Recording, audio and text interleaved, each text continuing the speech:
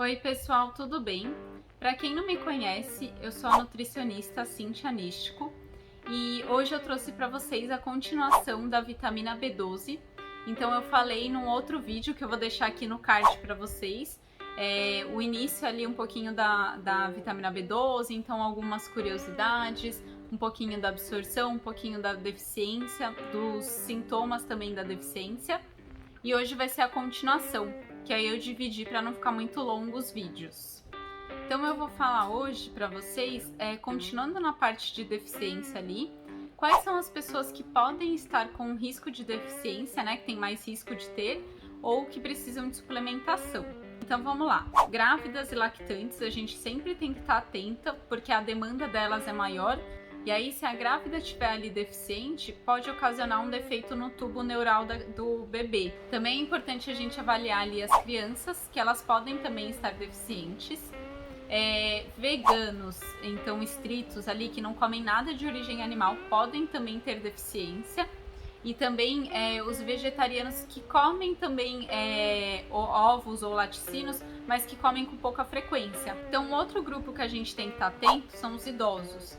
E aí vale não só para a vitamina B12, mas para as outras vitaminas e minerais também. E aí pode impactar nos idosos a vitamina B12, porque muitas vezes eles têm diminuição da produção do ácido do estômago. E aí, como eu falei lá no outro vídeo, que eu deixei aqui no card para vocês, lá eu expliquei um pouquinho que na absorção a gente precisa desse pH ácido do estômago, né, para produzir o fator intrínseco. E aí a gente tem que também estar atento com pessoas que removeram o estômago ou fizeram cirurgia bariátrica, porque como eles retiram ou parte ou total o estômago, pode interferir ali no fator intrínseco, né, que aí ele não vai ser produzido e a gente não vai conseguir absorver direito. Pessoas também com insuficiência pancreática podem estar deficientes. E pessoas também que fizeram alguma cirurgia que retirou a parte final ali do intestino, né? Então a parte do ilho, do intestino delgado eu tô falando, que é onde é absorvido ali a vitamina B12. Aí a gente tem que estar atento também com pessoas que têm algum distúrbio do intestino, então ou doença de Crohn, ou também doença celíaca, ou também tem algum tipo de câncer. E aí a gente tem que estar atento com pessoas também que têm azia e refluxo, porque muitas delas utilizam um medicamento que é inibidor de bomba de prótons, que ele acaba diminuindo a acidez do estômago. Então, e aí entre os idosos também, que muitos idosos também utilizam aqueles omeprazol, né, os prazols da vida. Daí a gente também tem que estar atento com pessoas que têm disbiose, então é o desequilíbrio ali da flora bacteriana intestinal. Esse desequilíbrio, ele está envolvido também na dificuldade de absorção de vários outros nutrientes. Esse quadro se dá também muito pela alimentação incorreta e industrializada que a gente tem hoje em dia. Também a gente tem que estar atento com pessoas com insuficiência hepática, então insuficiência ali do fígado, né? Porque como o estoque da B12 é no fígado, então a gente tem que estar sempre atento. O alcoolismo crônico também pode interferir. E o outro grupo também são as pessoas que têm úlcera ou gastrite crônica ou a gastrite atrófica, porque aí eles também têm uma diminuição do ácido clorídrico e aí dificulta também na absorção da vitamina B12. Lembrando aí também que tem alguns estudos que mostram que pacientes com H. pylori, eles têm concentrações de B12 no sangue muito mais baixa.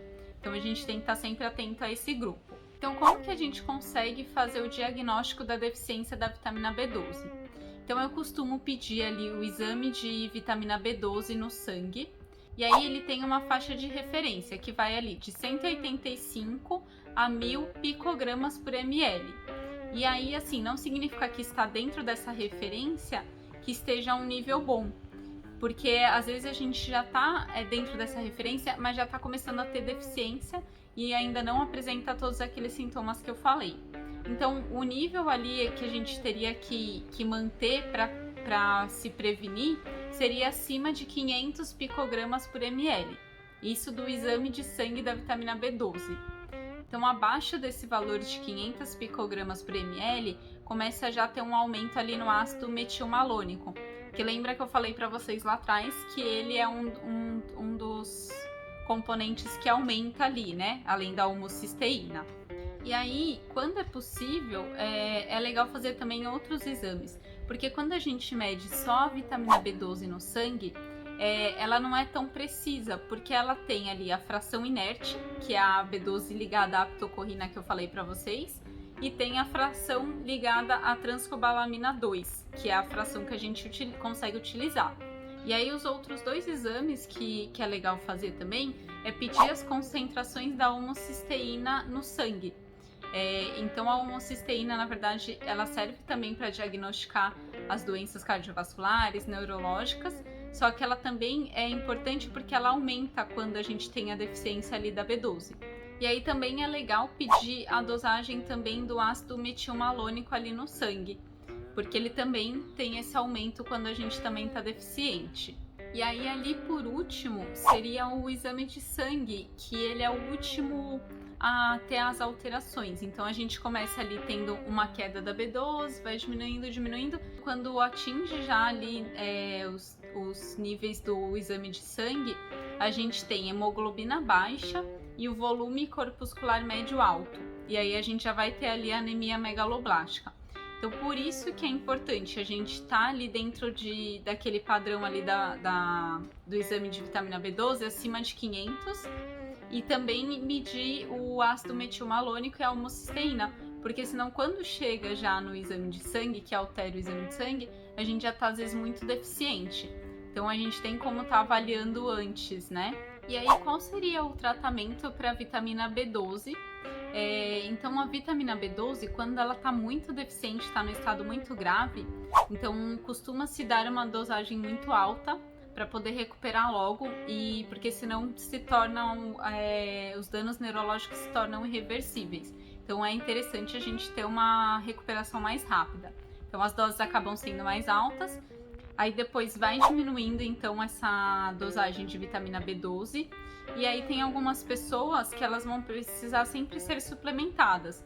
E aí vai de cada caso. Então, por exemplo, veganos que são estritos, a gente vai suplementar e aí vai variar muito a quantidade e a frequência também.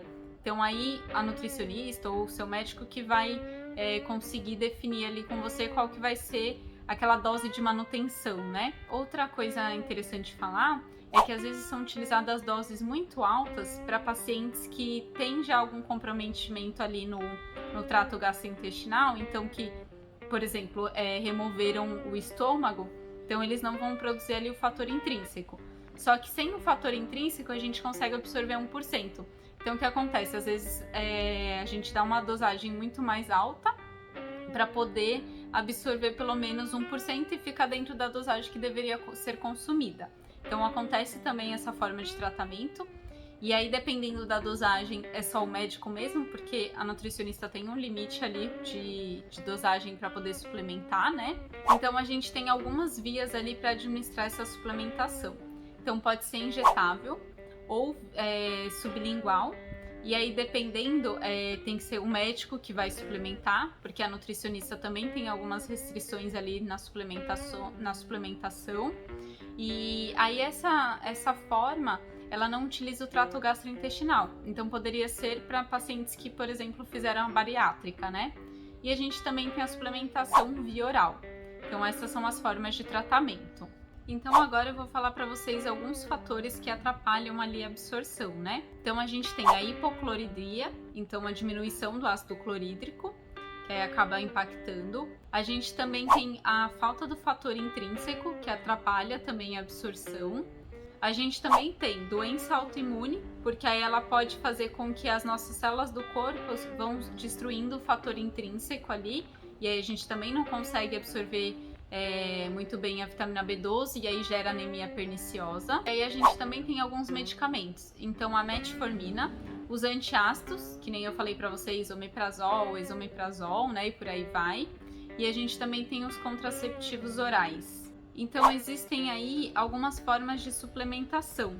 E aí as principais são as formas ativas, que é a metilcobalamina e a adenosylcobalamina.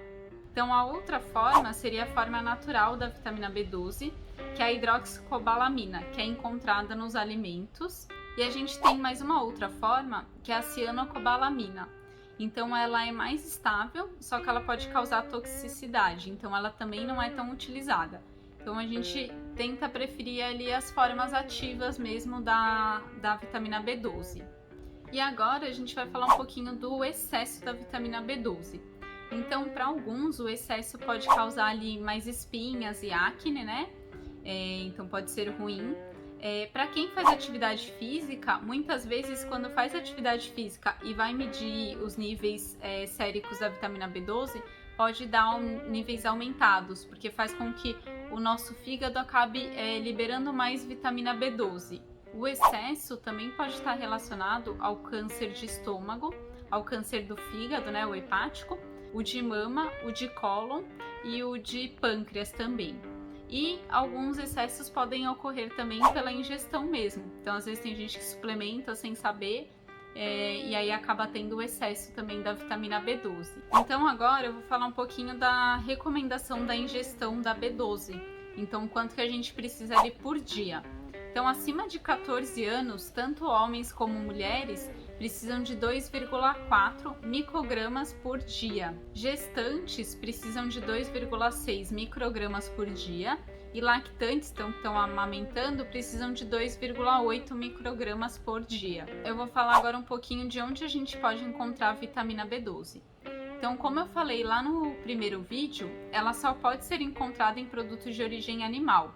Então, a gente pode encontrar ali nas carnes, nos ovos, nos leites e derivados, nos frangos, peixes. Agora eu vou falar de algumas fontes que não são seguras.